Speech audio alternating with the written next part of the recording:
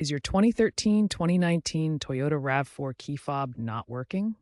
The most common cause is a dead battery. The key fob uses a CR2032 battery, available for around $5 to $10 at drugstores or online. You'll need a small flathead screwdriver or plastic pry tool. Start by gently prying open the fob case along the seam. There are no screws, it's held together by clips. Be careful not to scratch the plastic. Remove the old battery, noting which side is up. Positive side usually faces up. Insert the new CR2032 battery, ensuring it's oriented correctly. Snap the fob case back together, and you're done.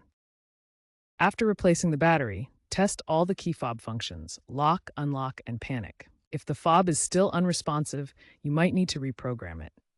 Try this. Insert the key into the ignition, turn it to the on position without starting the car, and press the lock button on the fob. If that doesn't work, consult your owner's manual or Toyota's app for model-specific reprogramming instructions. Always dispose of the old battery properly.